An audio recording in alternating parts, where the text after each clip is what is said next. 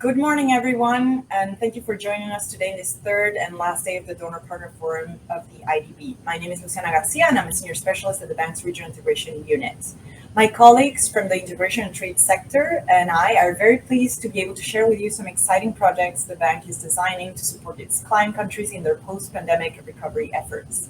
As you know, emerging technologies like blockchain, artificial intelligence, the Internet of Things, and additive manufacturing are reshaping how we produce, trade, and consume. At the IDB, we're supporting Latin American and Caribbean countries to advance in the digital transformation of trade and investment promotion with a more inclusive and sustainable lens. This session will showcase 3 key initiatives with the common objective of promoting technology and innovation in trade and investment policies and programs for which we're actively seeking partners to expand their scope and achieve a greater impact. This session will allow for Q&A at the end, so I would invite you all to submit your questions, and I will read them out to our speakers. I will now leave the floor to my colleague, Krista Lucenti, who will tell us about technological innovation in poor community systems. Krista, the floor is yours. Hi, good morning. Thanks very much, Luciana. I'm going to share my screen, so I'll just, please let me know if you can see it.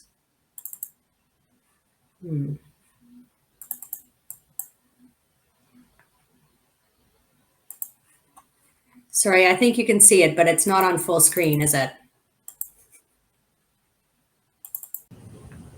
It's not, but we can see the presentation in any case.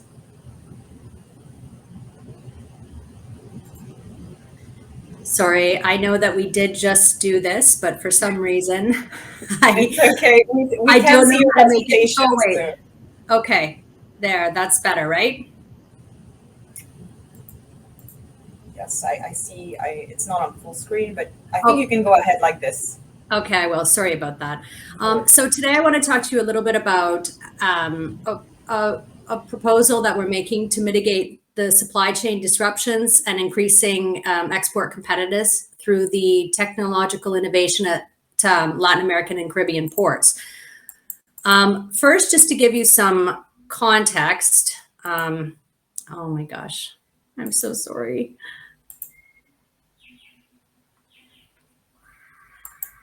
Sorry, this is not, perhaps maybe we can go to Isabel if she has hers. On the screen. If we can switch to Isabel until we figure out the technology. Okay. Yes, should we do that? Can you see it now?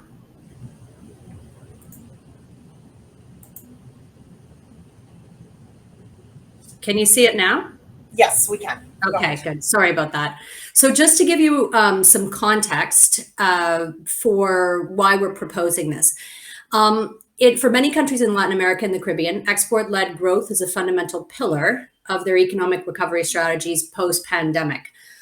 Many of the countries in the region are exporters of primary products, and for many of these countries, they've been hard hit by the pandemic. They have very concentrated export baskets, and as a result, they've seen a huge decrease in revenues and income caused by lower demand during the pandemic. Now that has actually picked up, but what we're actually seeing at the same time, though, is that the costs of moving goods from the region and to the region has increased significantly.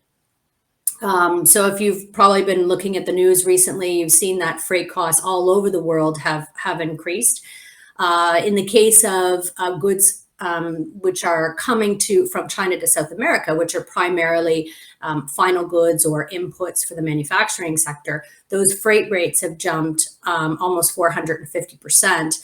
If you compare that to 63% increase if you're from Asia to the eastern US coast, and that's primarily due to demand.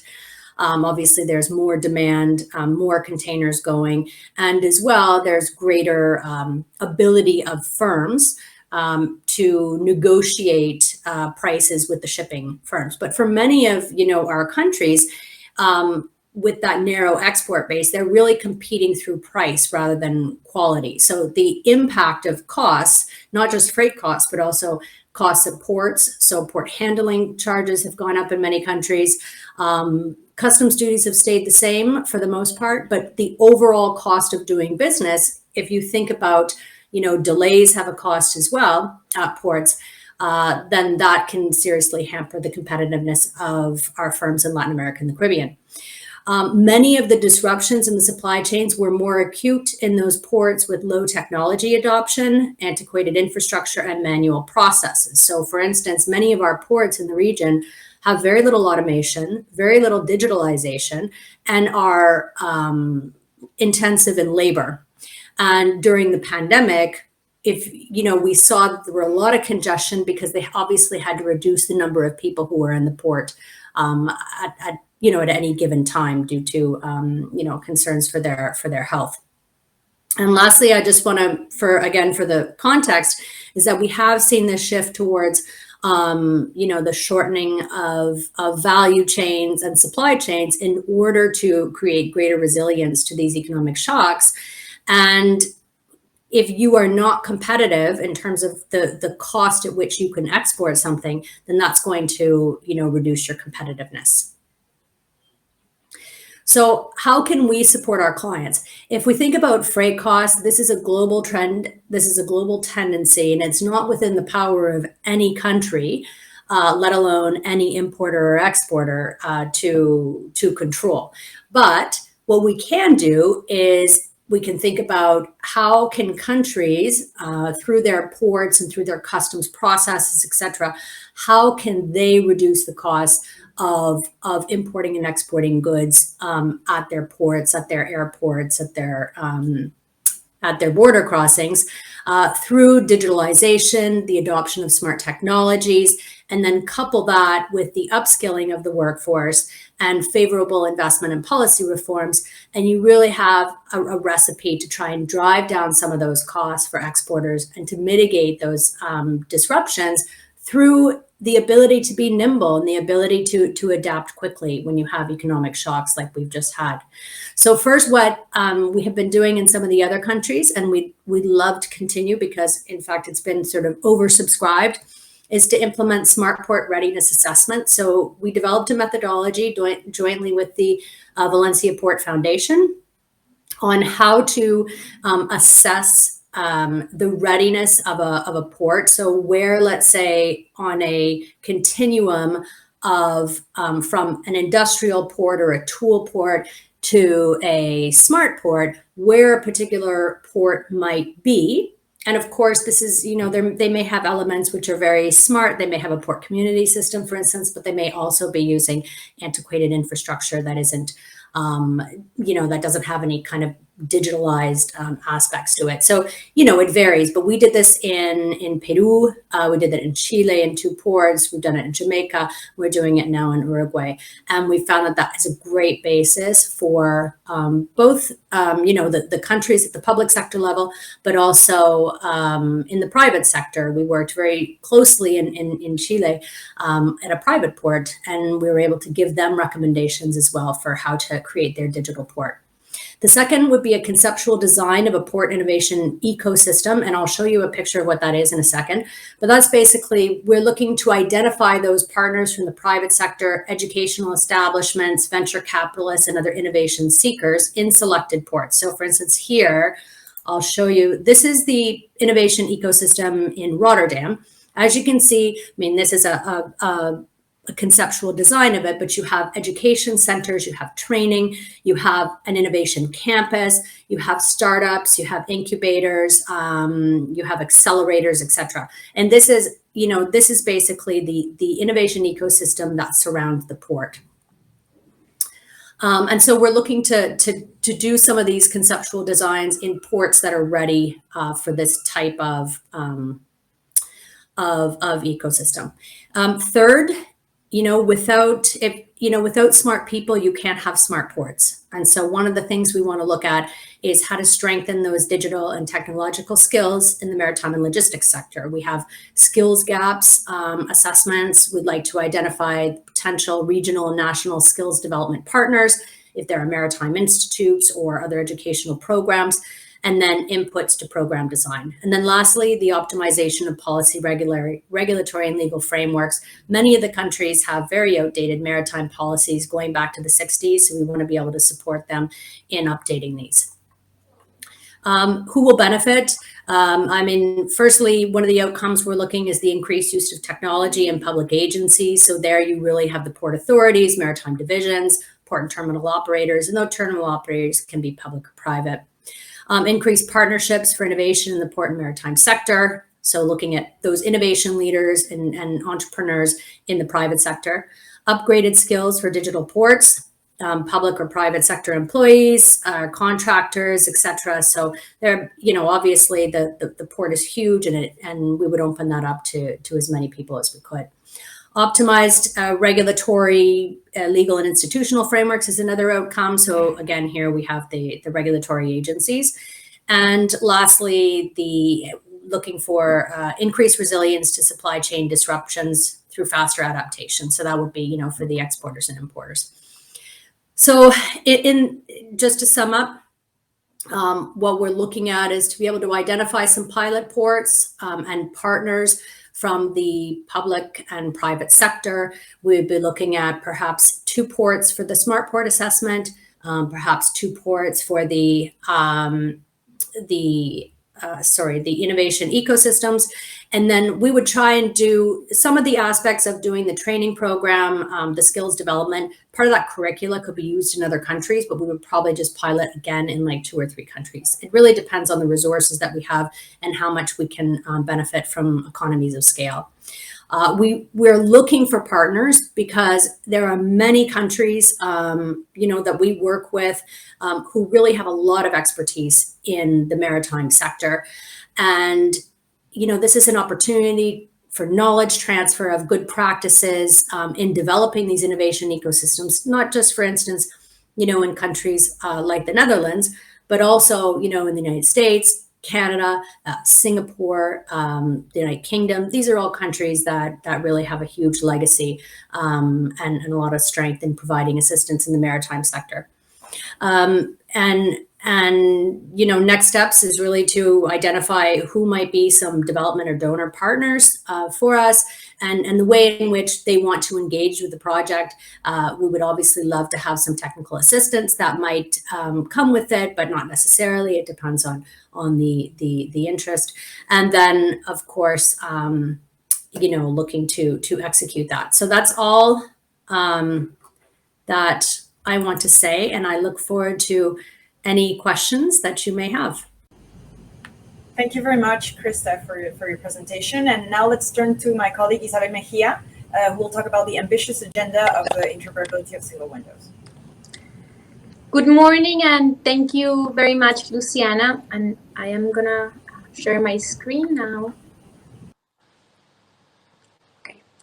Well, I'm very pleased to have the opportunity to present to you this very interesting initiative, which we believe is an incredible opportunity to take regional integration to the next level through interoperating trade single windows within Latin American and the Caribbean region and with extra-regional partners. Let's dive right into it.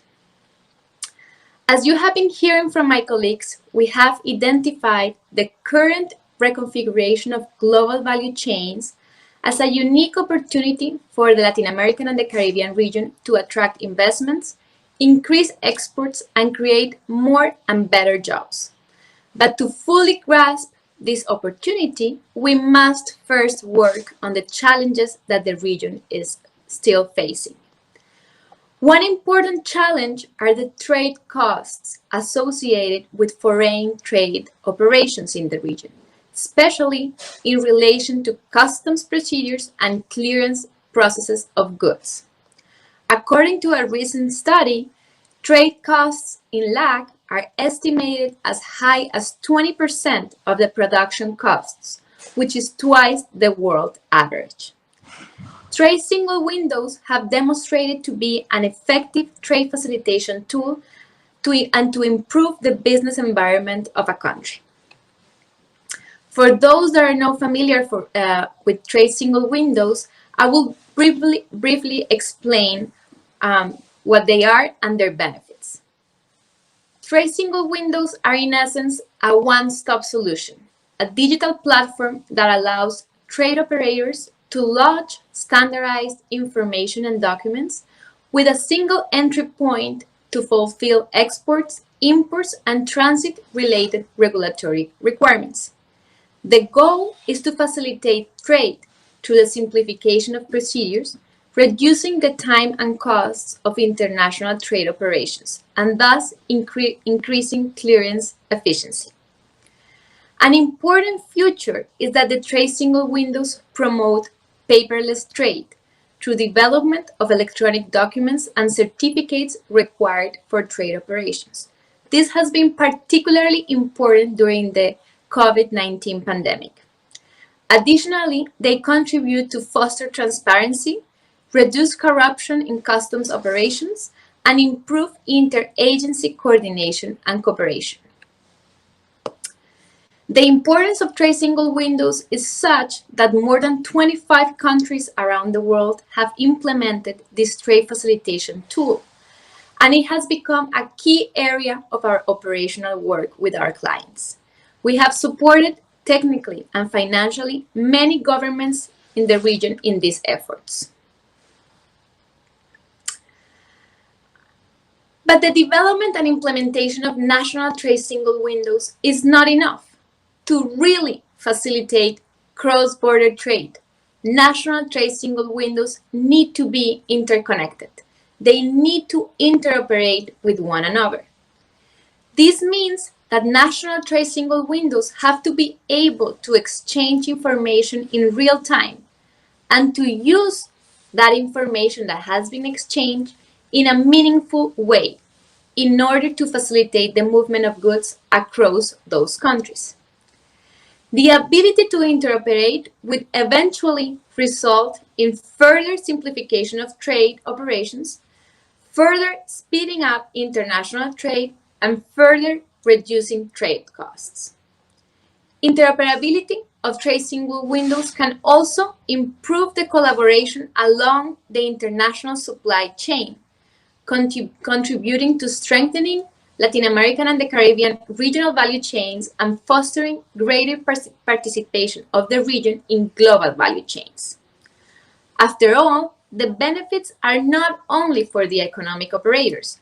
The interoperability between trade single windows can also foster closer cooperation between countries, better risk analysis and information gathering, as well as advanced processing. How have we advanced in these efforts? From the integration and trade sector, we have provided technical and financial support to the work carried out by the members of the Pacific Alliance to achieve the interoperability of their single windows.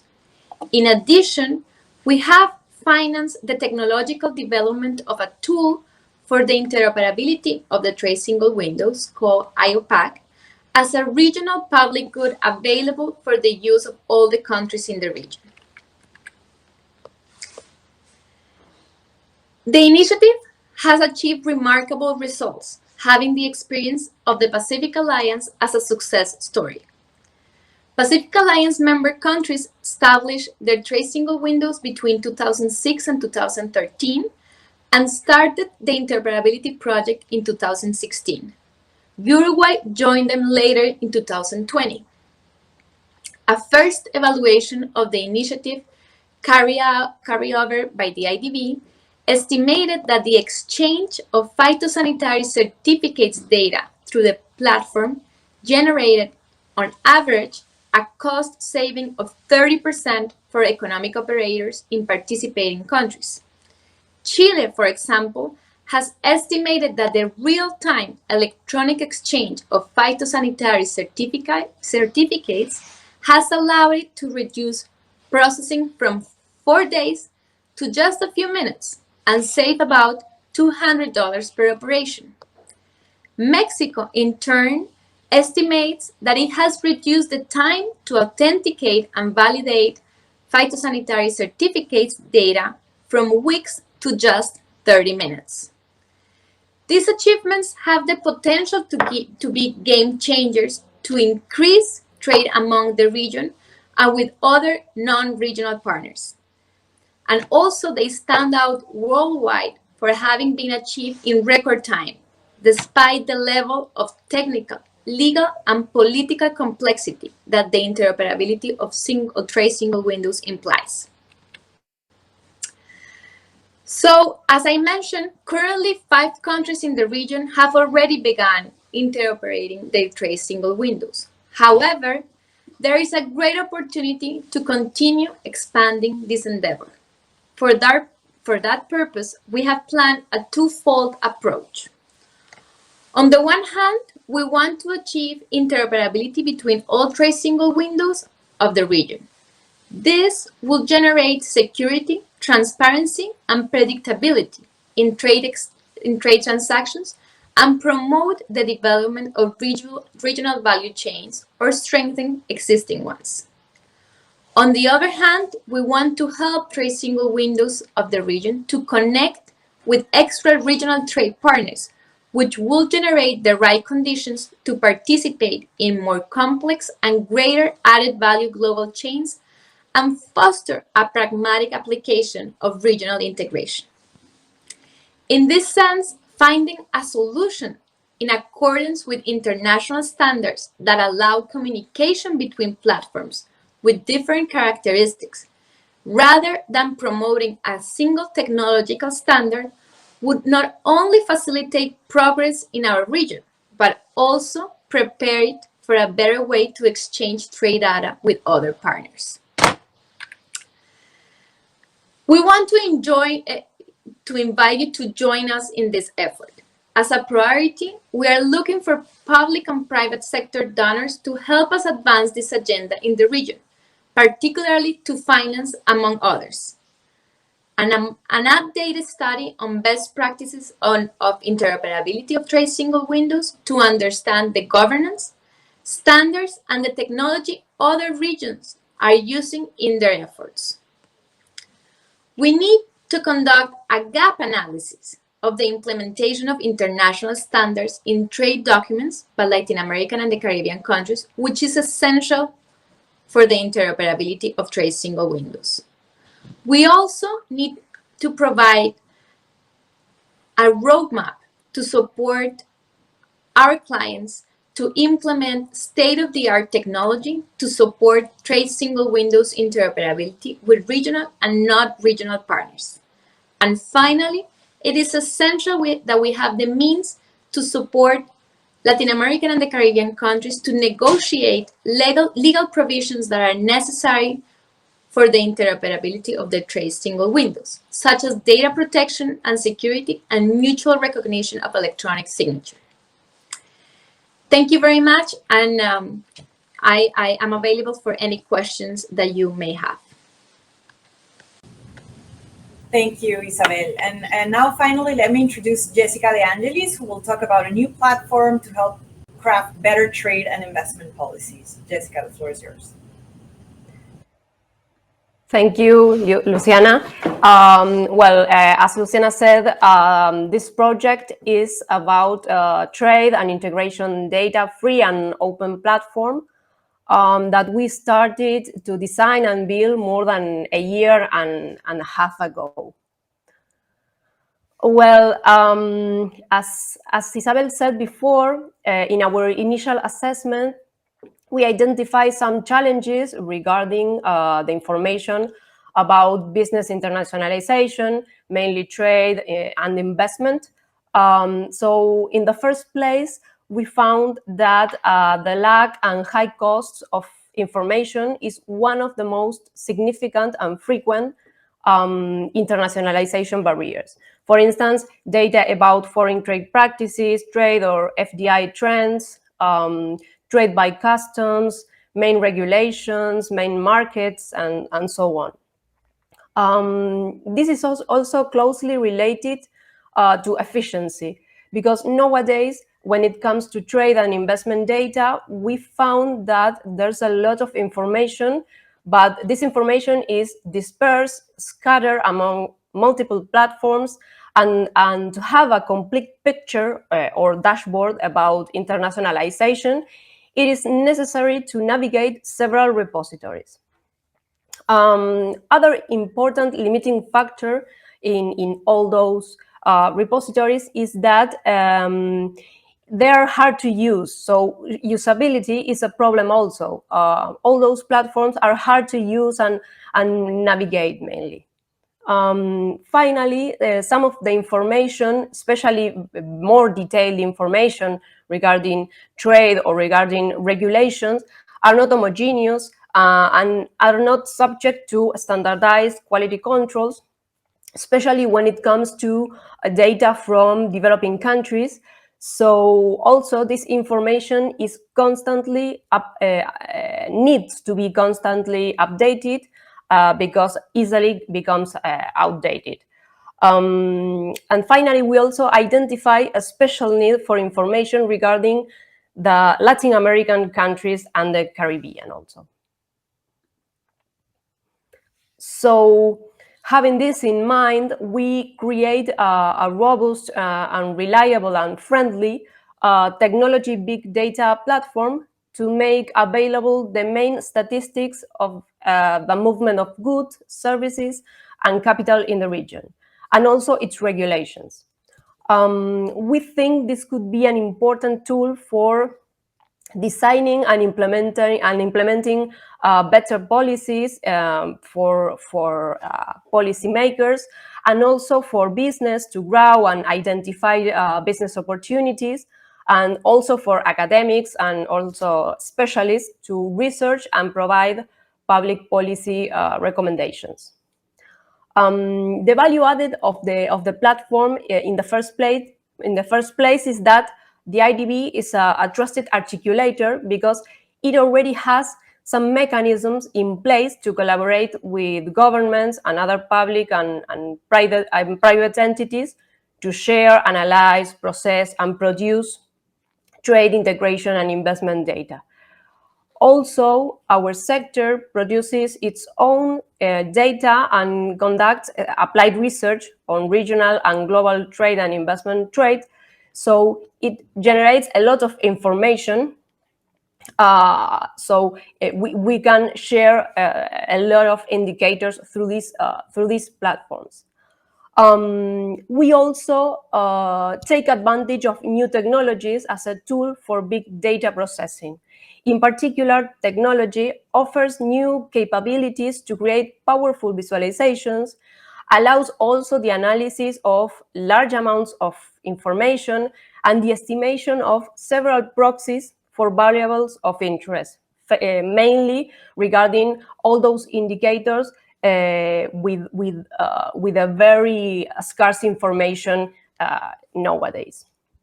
And finally, the team brings together various areas of expertise and skills, such as trade investment specialists. We also have engineers, UX designers, public policy experts. So we think this platform could take advantage of all that expertise.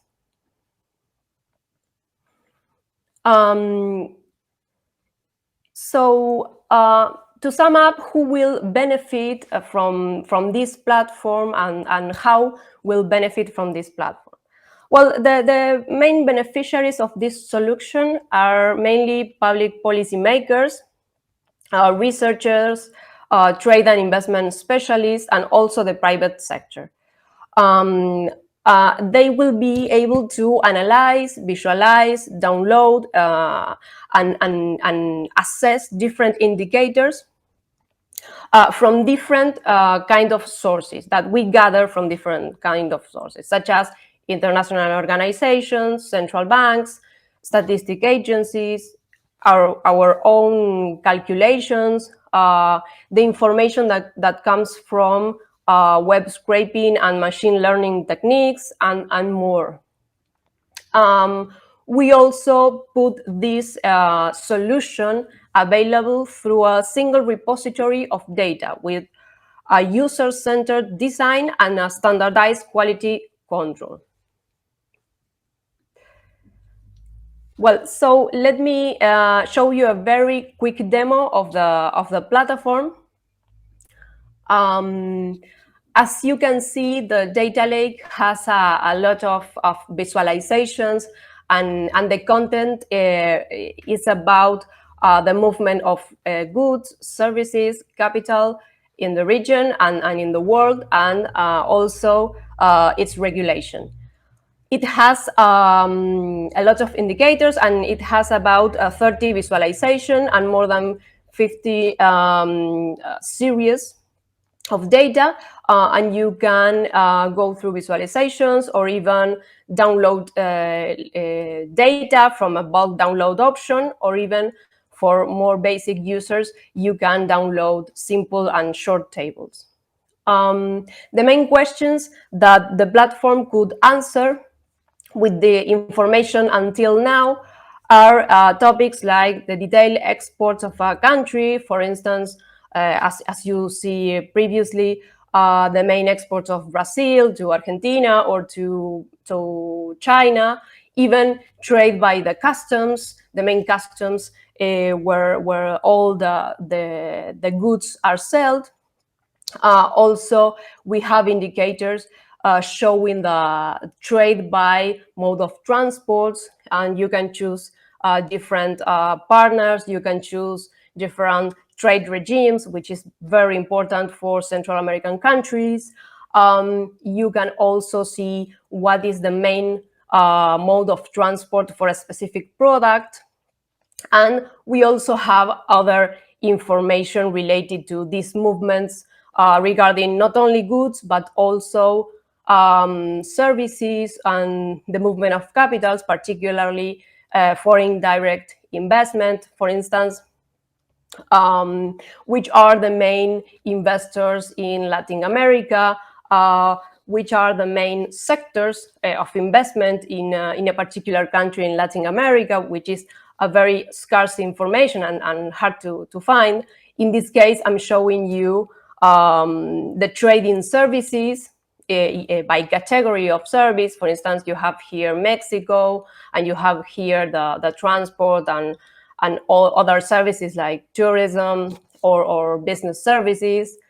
In this case, Brazil is showing all the services related to business or entrepreneurial services and so on. So this is a very powerful tool where you can have a whole picture of the internationalization problems, and is centered in the usability of policymakers, of specialists and academia, entrepreneurs, and so on. So we think we have a very powerful tool. So let me jump to the other slide. To sum up, we have a very powerful tool and a great potential to grow, because we design and build this solution to grow and to include more indicators, to have a permanent UX assessment, so we can improve this solution for the users and make this more usable and more interested, and include more indicators. So it's planned to grow. So we are leveraging financial contribution, especially partners, to identify and include some other interested data. For instance, we identified and analyzed potential data sources and insights for investment, such as cost differentials and regulation that could potentially affect FDI decisions in our countries. So we think that's an important set of data that we could have in this platform. We also find that I don't know, another opportunity is to strengthen and amplify our data sets and indicators. For example, with data about logistics costs. There's a lot of data about logistic costs, but some of them is too broad or too aggregated. So granular data would be a benefit for this platform, and obviously a benefit for the users.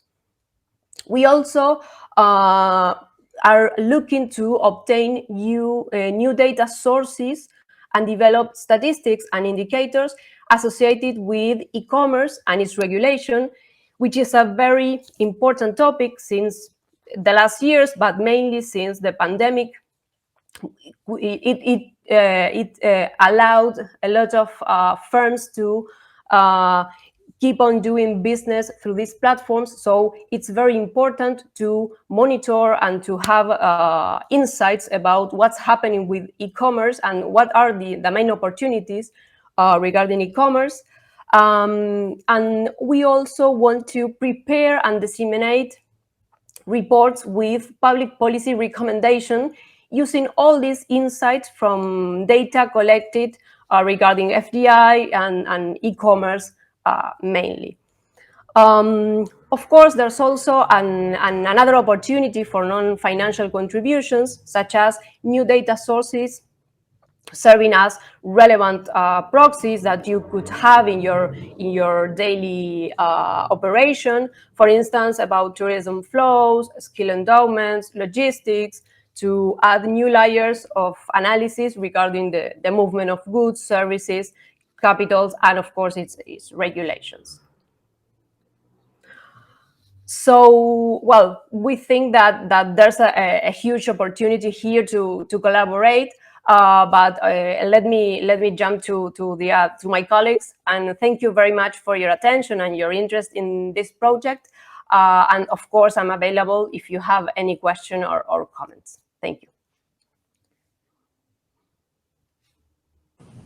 Thank you, Jessica. And before moving on to questions, I want to mention that if there's any specific interest for a project that was presented today, you should feel free to contact our Office of Outreach and Partnerships, and they will liaise with our colleagues that have presented today the project. So for reference purposes, I wanted to say that the bank can collaborate with in two main ways with partners. So either via project-specific grants, which finance one pre-identified operation by a donor partner, or via pre-established donor trust funds that receive contributions from one or more donors. And here I want to take a minute to mention the Multi-Donor Regional Integration Fund. It was created in 2015 and has financed more than 30 grants totaling 23 million, with contributions originally from Canada, Chile, Colombia, Mexico, Spain, and the United States. And the fund finances interventions in three main thematic pillars. The first pillar is the improvement and regional harmonization of legal, regulatory, and procedural frameworks related to trade facilitation, logistics, infrastructure, energy, telecom, and financial integration. The second pillar is about the strengthening of institutional capacities and interagency cooperation in trade and integration through training, management, and organizational change. And finally, the third pillar is the mobilization and leveraging of increased resources to prioritize integration and trade initiatives, as well as to facilitate national investments with a regional and global integration impact. Some examples of finance projects in the past within these thematic pillars are the support of countries of the Pacific Alliance to analyze women entrepreneurs' participation in international trade and the challenges they face. A diagnostic on the legal, regulatory, and resource mobilization frameworks for the aviation sector in the region, and the overall support to coordinated border management efforts in Central America in combination with grants from the European Commission to implement the Central American Digital Trade Platform that enables electronic data exchange among countries' single window systems, customs, migration authorities, and sanitary agencies. So it's worth mentioning that these grants are key to leverage larger scale interventions. And for example, with the coordinated border management that I just mentioned, the grants in combination with the EU Commission supported loans in Costa Rica, Nicaragua, and Panama totaling more than $200 million. So this fund is open to receive any new contributions and can perfectly accommodate any of the projects discussed herein in this session. So now I would like to turn to some questions to our panelists. If I may start in the order of the presentations. I would like to ask Krista, what are some of the skill development challenges you can find in our region, Latin America and the Caribbean? Well, thanks, Luciana. In the maritime sector, I mean, this has traditionally been a very low value added very high labor-intensive sector if you think about the types of activities that happen at the port.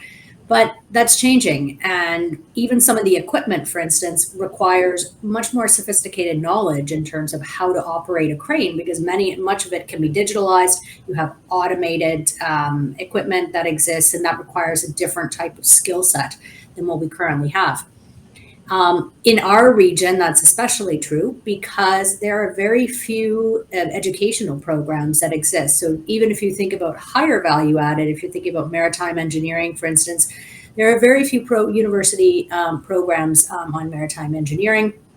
And as well, if you think about some of the lower value added, even in terms of operating machinery, or in terms of how to read some of the outputs that are coming in from goods that are being, not, let's say the containers that might be being traced at the port. How do you interpret that? How do you read it? So we're talking about, in some cases, there is, let's say, a potentially negative image of the industry, so it doesn't always attract people into it. And that's an image that we really want to work with our countries to change. And then secondly, you really have a limited number of educational institutions, both that sort of higher education, but also more technical and vocational. So we also want to help support those, in terms of working together on the curricula and helping them to deliver those skills development. Of course. Thank you very much, Krista. And now moving on to Isabella, I also want to speak about the challenges. What are the challenges that you expect for the agenda you just presented to move forward? Well, thank you, Luciana, for that question, because it's a very relevant one. And indeed, this is not an easy project because it not only involves many countries, but it also multiple agencies in each country. The good news is that we have many lessons learned from the experience from the Pacific Alliance countries. And with that experience, I would like to highlight key points or key aspects that need to be considered in order for this project to be successful. The first one is it's key to have high-level commitment, political commitment of participating governments.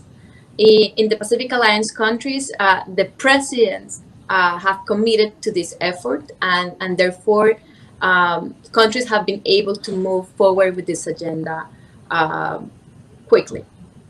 The second is the harmonization process and adoption of international standards is the most complex and time-consuming task.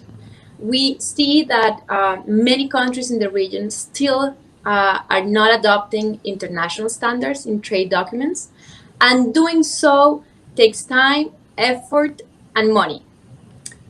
Also, legal agreements are necessary to enable cross-border data and legal recognition among this electronic data within the different trading countries.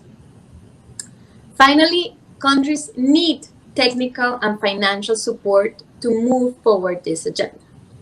Now, other good news is that we at the integration and trade sector have the technical expertise and financing tools and programs to support Latin American and the Caribbean countries in this effort. In such complex regional integration projects, we can act as honest brokers to facilitate the process. Thank you, Isabel. And last but not least, Jessica, I have a question for you here. If there is a partner that has some data or information that they think could be valuable for the platform you presented, what is the process to incorporate it? And what are the next steps for someone interested in contributing with data? Yes, thank you for the question. In case there's some irrelevant data, we can analyze, we can assess first if data is generated regularly or not. That's important to have a frequent update of the insights. Today the platform has a lot of series, but we focus on have an update of that series. Of course, we plan to include also in the platform the results of some surveys that maybe are not frequent or series of data, but our main focus is to have indicators that we can follow and maintain. So the first step is to assess the relevance of that data, the comparability, and if it's that representative of the problem we try to assess. We do that assessment, and after that we see if that data is generated frequently, and of course we after that we design the process, we design visualizations, we ingest data, and we test this with real users. All the platform is based on testing with real users, so it's perfectly available, all the process. If you have any data that you think is interesting for this platform. Thank you, Jessica. Very interesting. And unfortunately, we're running out of time. And so I want to thank all the speakers here today and all of you for participating in this session. And again, feel free to contact our Office of Outreach and Partnerships should you require any further information on any of the projects presented in this session, or regarding the IDB's collaboration modalities via the PSGs that I mentioned, or the Regional Integration Multi-Donor Fund that is open for contributions, and we'll be happy to set up a follow-up bilateral meeting. Thank you very much and have a great day.